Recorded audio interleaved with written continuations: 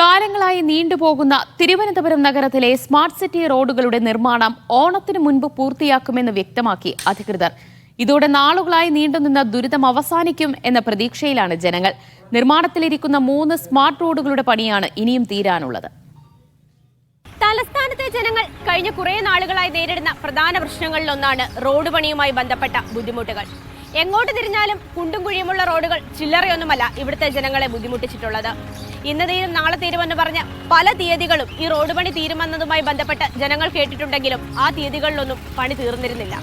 ഇപ്പോൾ ഓണത്തിന് മുമ്പ് തിരുവനന്തപുരത്തെ സ്മാർട്ട് സിറ്റി റോഡുകളുടെ പണിയെല്ലാം തീരുമെന്നാണ് അധികൃതർ വ്യക്തമാക്കുന്നത്.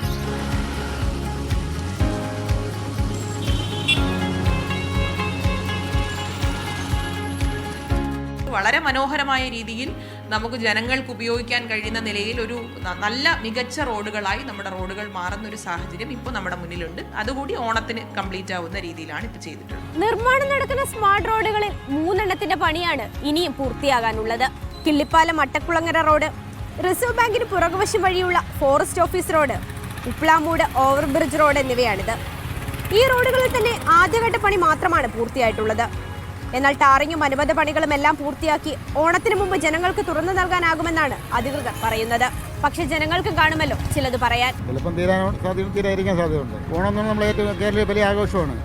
അപ്പോൾ ഈ തിരക്ക് വന്ന് വലിയ ബുദ്ധിമുട്ടുണ്ട്. അത് വരൂലെന്നവർ പറയണം, അനുപശ്രീയാക്കാൻ പറയുന്നു.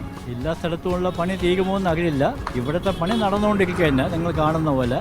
ഇത് തന്നെ വളരെ നീണ്ടുപോയ പണിയാണത്.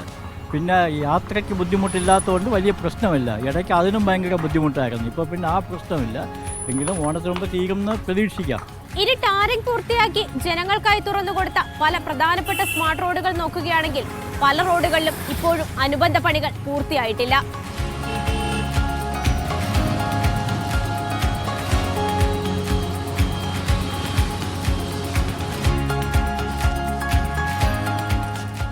അധികൃതർ പറയുന്നത് പോലെ ഓണത്തിന് മുമ്പ് ഈ പണി പൂർത്തിയായില്ലെങ്കിൽ പണി തുടങ്ങി മാസങ്ങൾക്കിപ്പുറമുള്ള ഈ ഓണക്കാലത്തും ജനങ്ങൾ ദുരിതം പേറേണ്ടി വരുമെന്ന് സാരം.